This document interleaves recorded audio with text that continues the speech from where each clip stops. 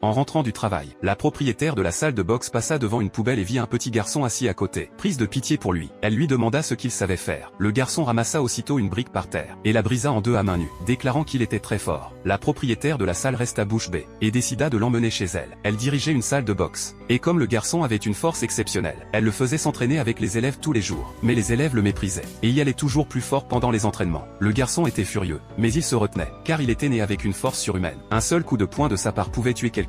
Il y a des années, son frère aîné l'avait provoqué lors d'un combat, et le garçon l'avait accidentellement tué sous le coup de la colère. Il fut expulsé de la secte, et se retrouva à la rue, survivant en ramassant des ordures. Heureusement la propriétaire de la salle l'avait recueilli. Mais un jour, le propriétaire d'une salle rivale débarqua avec ses hommes. Il amenait 2 combattants d'élite, et annonça qu'il reprenait la salle, et voulait épouser la propriétaire de force. Il ne se doutait pas qu'ils allaient payer le prix de leur arrogance, tandis que le maître de la salle rivale les narguait. L'entraîneur principal s'avança, prêt à défendre l'honneur de la propriétaire, mais elle l'arrêta, et proposa plutôt un combat. Si la salle rivale perdait, il partirait et ne reviendrait jamais. Le maître de la salle accepta les conditions. Sa première combattante était une boxeuse, et elle mit leur combattant à terre d'un seul coup. Le garçon secoua la tête de déception. Ne pouvant se retenir, l'entraîneur monta sur le ring pour combattre. Mais la salle rivale envoya alors son combattant le plus fort, quelqu'un qui n'avait jamais perdu un match. Le garçon sentit immédiatement que l'entraîneur allait perdre, et tenta de le prévenir, mais se fit rabrouer en retour. L'entraîneur ouvrit avec sa meilleure technique, mais l'adversaire ne broncha même pas. 2 coups de poing plus tard, l'entraîneur était KO. Pensant que le combat était terminé, le maître de la salle rivale dit à la propriétaire de signer les papiers de cession. C'est alors